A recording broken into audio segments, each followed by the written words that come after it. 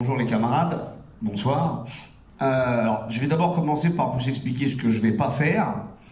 D'abord, je ne vais pas vous présenter. Je suis déjà venu à l'Union locale d'Ivry au mois de décembre, où justement pour aborder une présentation assez, peut-être pas exhaustive, mais en tout cas détaillée de ce qui était contenu dans le document de 132 pages. Rédigé par Monsieur Delevoye, enfin, sous l'égide de Monsieur Delevoye, puisqu'on nous a dit pendant des mois, mais comment pouvez-vous vous mobiliser? On n'a rien, alors qu'en fait on avait un document de 132 pages. Bon, ça, là-dessus, on a fait un gros travail argumentatif qui explique d'ailleurs que dans tous les sondages d'opinion, nous sommes, voilà, on a réussi à gagner cette bataille d'opinion, à mettre en difficulté le gouvernement, à démontrer ses impostures, ses fake news, etc. Et je suppose que, bien sûr, je vais pas faire redite, c'est des choses qu'on a beaucoup analysées, ce que c'est qu'une réforme par points, ce qu'elle a pu porter en Suède, à quel point elle a été en Allemagne ou ailleurs terriblement régressive. Je vais pas revenir aussi sur tout ce qu'on a pu dire sur la prise en compte de toute la carrière et non plus des 6 dernières fiches de paye dans le public ou des 25 meilleures années. Non, je vais pas faire ça parce que, juste d'abord, le temps est compté, et puis parce que la lutte, c'est une réalité mouvante, et on n'en est plus là aujourd'hui. On n'en est plus là aujourd'hui parce que, avec ce qui s'est passé samedi, les annonces, effectivement, d'Édouard Philippe, y a un élément nouveau. Cet élément nouveau, c'est certainement pas, et ça, donc, non plus, je ne vais pas vous en parler, on va pas perdre de temps sur la mauvaise série Z entre Monsieur Berger et Monsieur Philippe. Hein, ça fait des semaines qu'on nous a fait un faux suspense, je veux dire, qui ferait passer Joséphine Ange Gardien pour une série avec un scénario vraiment intéressant et pertinent. C'est lamentable, c'est tellement une grosse ficelle que on n'en parlera pas, on ne sait pas lequel des deux pourrait postuler au César du plus mauvais acteur. Donc ça, on va même pas en parler tellement que c'est grotesque. Non, moi je pense que, du moins c'est le postulat, j'espère que vous le partagerez avec moi. Moi je vais vous proposer en fait le décryptage du projet de loi. Donc voilà, ça commence, hein, ça c'est le décryptage CGT du projet de loi qui a été envoyé samedi justement. Et là-dessus, juste évoquer, parce que derrière, on nous a dit, ouais, l'âge pivot, alors, compromis ou pas avec, voilà, un faux scénario, mais c'est vraiment une impasse, cette histoire. Parce que l'événement, c'était vraiment le projet de loi qu'ils nous ont envoyé. Et je pense qu'aujourd'hui, c'est là-dessus que moi, je vais insister, parce qu'il y a des choses nouvelles, et il y a des choses nouvelles qui vont nous permettre encore plus de mettre en difficulté le camp d'en face. Le camp d'en face, c'est le gouvernement, et le donneur d'ordre du gouvernement, c'est-à-dire le patronat. On va, brièvement, synthétiquement, c'est le début, hein, la CGT, les camarades de la CGT sont déjà en train de déplucher le truc, hein, ils ont commencé à le faire dès samedi, moi j'étais de permanence confédérale à la CGT, et depuis samedi, voilà, les camarades étaient là en train d'éplucher pour voir un petit peu ce qu'il y avait là-dedans, et il y a des trucs qui sont hallucinants. Et sur lequel d'ailleurs, comme les médias font pas, enfin la grande partie, en tout cas les médias mainstream ne font pas leur boulot, c'est des éléments qui pour le moment ne sont pas dans le débat et sur lequel il faut à tout prix avancer parce que finalement on peut mettre le gouvernement en très grande difficulté. Juste une chose quand même, préciser que ce projet de loi, on en a été averti par les journalistes, figurez-vous. Ouais, c'est un truc de dingue. En fait, pour vous donner l'histoire, je pense que c'est assez... Vous avez entendu un peu partout Philippe Martinez dire on n'a pas reçu le projet de loi. C'est la vérité. En fait, ce qui s'est passé, c'est que vendredi, moi je reçois un coup de téléphone d'un journaliste qui me dit « Monsieur Amar, on va décaler votre émission parce qu'en fait le gouvernement va à 17h nous annoncer devant les journalistes le projet de loi. » Donc là, je vais voir Philippe Martinez, je lui dis, il me dit « Tu plaisantes là ?» Je lui dis « Non, pas du tout. » Et donc, le projet de loi a été d'abord effectivement envoyé à certaines rédactions et la CGT ne l'a récupéré que par la bande. C'est vous dire, après ils osent nous parler de dialogue social, c'est sidérant. Alors là aussi je vais pas, comme il faut qu'il y ait de la place au débat et que j'ai la réputation d'être long, et ça n'est pas qu'une réputation, je vais tâcher effectivement d'être vraiment synthétique. D'abord, là où on peut vraiment mettre en très grande difficulté le gouvernement, c'est sur sa faculté à répondre à une question simple. Il nous dit minimum de 1000 € pour une pension complète. Bon, d'abord, on rappelle que 1000 € c'est en dessous du seuil de pauvreté, hein, quand même. Les mecs nous présentent une grande avancée sociale digne de la commune, alors qu'ils proposent un plancher inférieur au seuil de pauvreté. Nulle part en France, on peut vivre dignement avec 1000 euros. Mais bon, ils disent pour une carrière complète, 1000 euros. Eh bien, figurez-vous qu'ils sont infoutus de nous dire ce que c'est qu'une carrière complète. C'est-à-dire, voilà, à partir de quand on peut estimer qu'on a eu une carrière complète, ils sont infoutus. Et vous savez pourquoi? Parce que dans le projet de loi, on se rend compte qu'il y a 2 critères. Jusqu'à présent, c'était le nombre de points. Alors nous, on avait plein d'arguments pour dire, mais c'est n'importe quoi. Parce que les gens, avec le nombre de points, s'ils n'ont pas une somme suffisante, ils partiront pas. Ça fait exploser la notion même d'âge légal. Mais ça va plus loin. Ces gens, ils sont victimes d'obsession. C'est-à-dire, vous savez, ils vérifient 40 fois à la porte d'entrée. Ça ne leur suffit pas. Donc, ils ont rajouté, et ça c'est une nouveauté incroyable, en plus du système par points, qui est un traquenard complet, parce qu'encore une fois, tant que vous n'avez pas une somme suffisante, vous ne partez pas, ils ont rajouté derrière une condition de durée de cotisation. Eh oui. Et ça c'est nouveau. La durée de cotisation, jamais ils n'en parlaient, dans le projet de loi, ça y est, c'est 513 mois, 43 ans. D'accord? Mais attendez, ce qui est formidable, c'est que cette durée, elle est évolutive. Comme l'âge d'équilibre. Je vais en parler de l'âge d'équilibre. C'est-à-dire que elle va bouger. Non mais tenez-vous bien, c'est incroyable. Elle va bouger en fonction de l'espérance de vie. Alors vous allez me dire, aux États-Unis, en Grande-Bretagne, où les réformes libérales ont été si loin, l'espérance de vie est en train de baisser. Hein? Mais enfin bon, vous vous rendez compte? Ça, c'est un truc de fou. Pourquoi c'est un truc de fou? Non seulement parce que c'était pas du tout ce qu'ils nous ont dit depuis des mois, mais en plus, parce que Macron a dit, quand il était dans sa campagne présidentielle, je ne veux pas de réforme paramétrique. Mais ça, c'est du paramétrique pur sucre. Parce qu'ils disent aux gens, voilà, c'est fini, les petites réformes comme celle de Fillon en 2003, comme celle de Balladur en 93, où on augmente la durée de cotisation, c'est fini, réforme systémique. Mais que dalle! Il y a une durée de cotisation de 43 ans, minimum, pour dire on a une carrière complète, et en plus ils nous disent texto que c'est évolutif en fonction de l'espérance de vie. C'est-à-dire là, c'est pas fromage et dessert, hein, c'est fromage férolé et poire pourrie, c'est les deux. Moi, honnêtement, quand j'ai vu ça, j'ai failli tomber. Alors, j'ai failli tomber de ma chaise. On n'a pas beaucoup de temps, parce qu'avec les mobilisations, etc., on est toujours sur le pont. Mais quand je me suis posé ce matin pour lire le décryptage, j'en ai perdu. C'est pas juste mon latin, j'ai tout perdu. C'est pas fini. C'est pas fini. Ils vous disent... Alors, donc, d'abord, on est d'accord que sur la question de la carrière complète, que dalle, vu que c'est impossible d'avoir donc une réponse sur qu'est-ce que c'est qu'une carrière complète. Flou complet. Mais ils nous disent, il y aura des points pour les interruptions de carrière. Donc, les arrêts maladie, la maternité, l'invalidité, le chômage, etc. D'abord, on a envie de la dire, les mecs, dans le système actuel, c'est prévu. On l'a déjà. Donc arrêtez de nous dire que vous inventez l'eau tiède tous les jours, parce que ça existe.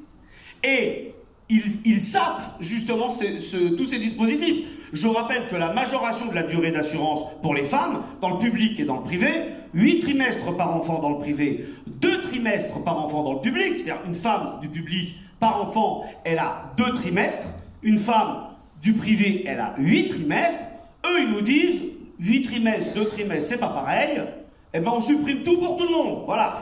Ça c'est bien, c'est égalitaire. On a coupé la tête de tout le monde, plus personne n'a de droit, c'est égal. Voilà. Donc, derrière, ils sapent ce genre de disposition, ça on le savait, hein, c'est pas nouveau. Mais après ils nous disent il y aura des points, combien, on ne sait pas. Voilà, on ne sait pas, pot de balle, c'est le flou, point d'interrogation. Flou, c'est partout. Hein. Comme Martine Aubry disait, quand il y a un flou, il y a un loup. Voilà, il n'y a pas un loup, il y a une meute. Alors, la retraite à 1000 euros, là aussi, vous voyez, je suis synthétique, mais la retraite à 1000 euros. Écoutez les camarades, pas une fois dans ce foutu projet de loi, il y a écrit 1000 euros. Pas une fois. Alors j'ai vu le décryptage, et ensuite j'ai été regardé. Pas une fois, il y a 1000 euros. Non, on nous dit, la retraite minimum, elle représentera un pourcentage du SMIC fixé par décret. Ok, Donc on va marcher sur la confiance, quoi. Ils nous disent partout 1000 euros, on est d'accord. Dès que vous avez un député macroniste, dès que vous avez un petit marcheur ou une petite marcheuse, elle vous dit, ils n'ont que ça. 1000 euros, 1000 euros. Ça n'est pas dans le projet. Ils nous disent, la retraite minimum, ça sera effectivement un pourcentage du SMIC fixé par décret. Non, là c'est plus du flou, c'est la brume écossaise, et il faudra s'en contenter, parce que ça, c'est la principale avancée selon eux. Donc vous voyez, dans la bataille d'opinion qu'on se livre là, sur la carrière complète, avec la durée minimum de cotisation à 43 ans évolutive, cette histoire sur la retraite à 1000 euros, là on a un boulevard. Hein. On a un boulevard. En plus, il y a autre chose. Partout, ils nous disent « Ah, le gouvernement a retiré son âge pivot provisoirement. » Déjà, c'est provisoire. Donc ça veut dire que, bah oui, on met, quand il n'y aura plus de mobilisation, on verra. Hein, on pourra peut-être le remettre. Tiens, voilà, appelle-moi schmock. Mais en plus, ce qu'ils oublient de dire, c'est que ce retrait provisoire, cet hologramme de miettes, ça ne concerne que justement le dispositif transitoire pour mettre à l'équilibre le nouveau système. Je ne sais pas si vous le savez, les camarades, mais il y a un âge d'équilibre dans le système à points. Et ça c'est pas sur BFM qu'on va vous le dire, donc on se le dit ici. Il y a un âge d'équilibre, et lui, il n'est pas retiré, même provisoirement, dans la réforme par points. Et c'est quoi? Eh bien, si vous partez avant 62 ans, vous avez une décote, et si vous partez après 64 ans, vous avez une surcote. Non mais ça, c'est intéressant de dire aussi aux gens qu'on les prend pour des cons, vraiment. En leur disant, vous savez, là, partout, Berger écrit « Victoire, victoire !» Pour dire ça, il faut être né 8 jours avant la honte, 6 mois même. Mais en plus, dans la réforme par points, il y a l'âge pivot. Âge d'équilibre. C'est incroyable. Alors, et figurez-vous en plus, alors ce qui est formidable, pour revenir sur l'histoire des 1000 euros, si par exemple, vous n'avez pas vos 43 ans, parce que juste, on rappelle un travailleur sur deux à 62 ans, un travailleur sur deux à 62 ans n'est plus en situation d'emploi. Il est au chômage. D'accord? Donc, la carrière complète à 43 ans, ça ne va pas être pour tout le monde. Si vous n'avez pas les 43 ans, comment ça se passe avec les 1000 balles? C'est proratisé. C'est au prorata. Donc, déjà, c'est pas 1000 euros, on l'a compris, c'est un pourcentage, lequel, on ne sait pas. Mais en plus, c'est proratisé. Tu as 40 piges, tu auras, je sais pas moi, 95% du pourcentage qu'ils auront bien voulu vous donner. Bon, autrement dit, alors, ça veut dire que si une carrière interrompue n'a même pas une pension de retraite comparable au seuil de pauvreté, ça va être quoi pour les précaires? Ça va être quoi pour les précaires? Je rappelle que, parce que là, pour les interruptions, pour les histoires d'invalidité, de maladie, etc., c'est le flou complet parce qu'il renvoie des décrets. Il nous dit, plus tard, il y aura des décrets. Mais ce qu'on avait dans le texte de Delevoye nous disait par exemple que les chômeurs non indemnisés, 60% des chômeurs, ils auraient peau de balle. Alors que dans le système actuel, chômeurs indemnisés ou pas, vous avez une période assimilée qui prend en compte la période de chômage. Voyez-vous? Bon, bah écoutez, je vais donc conclure mon propos par la seule chose qui compte. Alors, je pense que ces éléments-là, moi je vais à partir de là proposer à l'UD du Val-de-Marne et même à d'autres camarades, il faut qu'on relance des moments d'études un peu plus poussés, parce qu'on va continuer à faire ce travail de décryptage et qu'à mon avis, on n'est pas au bout de nos surprises. Mais il faut qu'on soit réactif. On ne peut plus dire ce qu'on disait il y a un mois. Ils avancent et ils sont en grande difficulté. Là, ils viennent de nous servir, moi j'estime, une entrecôte frite par rapport à ce genre d'éléments. Ils se contredisent eux-mêmes, ils entretiennent des flous et des incertitudes. C'est assez facile de faire comprendre aux gens qu'on est en train de les prendre pour des ânes et de les faire tourner en bourrique. Donc, à partir de ce moment-là, ce travail de décryptage, il va falloir qu'on continue un peu partout dans d'autres UL. Je ne sais pas si on arrivera à le faire avec autant de brio qu'à Ivry, avec l'affluence qu'on a ce soir, mais il va falloir le faire. Et maintenant, la bonne réponse, les camarades, c'est simple, c'est le calendrier revendicatif. Voilà, c'est la bonne méthode. Eux, ils s'imaginaient avoir tout déminé, là, avec leur petit numéro de samedi. Maintenant, la question, c'est comment, toute la semaine, on construit les mobilisations partout. Aujourd'hui, à Vitry, on avait le rassemblement de solidarité pour les agents de l'ARTAP de Vitry, convoqués pour des sanctions disciplinaires. On était plus de 1000. Et on a envahi d'ailleurs le dépôt où justement étaient convoqués de manière les camarades qui ont été suivis par 200, 300 camarades qui les ont accompagnés. Ben, je pense que ça a tourné sur les chaînes d'infos, vu le nombre de caméras qu'il y avait. Il y avait Philippe Martinez, il y avait Fabien Roussel, il y avait Jean-Luc Mélenchon, il y avait vraiment beaucoup de monde. Et donc, il y avait Nathalie Arthaud. Donc, il y avait beaucoup de monde. Ça avait vraiment de la gueule. Bien. Demain, il y aura, rapprochez-vous de l'Union locale, je ne vais pas le dire là au micro, il y a une petite opération clandestine demain matin, pas très loin d'ici, mais oui, tu donneras l'adresse tout à l'heure. Et tant pis, hein, on estime qu'il n'y a que des oreilles amies. Par contre, on n'utilise pas de SMS, on n'utilise pas Messenger, c'est uniquement du bouche à oreille. Mercredi, c'est manif au flambeau à Créteil. Hein, donc manif départementale au flambeau. On a piqué l'idée à Marseille de temps en temps, il faut bien aller regarder du côté des terres méridionales. Et le 16 janvier, une grande manif à Paris. Je rappelle que 14, 15 et 16 janvier, c'est 3 journées de grève et de manifestations partout dans les territoires. Il faut s'en saisir. Je conclurai les camarades en disant qu'on vit là un moment très important. Si on arrive à faire péter l'impression que soi-disant maintenant c'est terminé, alors que nous on voit bien autour de nous que rien n'est terminé, non seulement on va démontrer que seule la lutte paye, parce que tout ce sur quoi ils ont reculé là, vis-à-vis des flics, vis-à-vis des militaires, vis-à-vis des personnels navigants, c'est pas parce que Berger il est bien habillé ou qu'il a un joli costard. D'accord? Personne ne le croit ça. Quand un journaliste nous le dit d'ailleurs en face, on lui dit vous êtes sérieux? Vous êtes sérieux?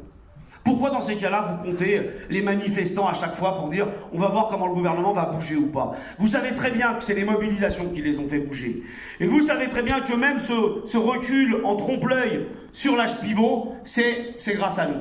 Donc démontrer que seule la lutte paye et que par contre, le renoncement discrédite. Voilà, honte sur Berger, mais il faut prouver par les mobilisations que sa voix à lui est la voix de la honte et la voix effectivement du renoncement et de la défaite. Voilà les camarades, sachez par contre qu'on a vraiment un retentissement international, puisque à la manif de mercredi au flambeau, la BBC sera présente. La BBC, messieurs dames, oui, pour qu'on leur fasse un interview en anglais. Voilà, c'est bien, ils vont pouvoir écouter mon accent digne d'Arafat. Et je suis invité par le Parti des travailleurs belges, les députés européens du PTB, vendredi pour leur vœu annuel où ils attendent beaucoup de monde parce qu'ils veulent avoir effectivement un compte-rendu des luttes en France. Ça fait chaud au cœur les camarades, on peut gagner, on va y arriver. Merci à vous.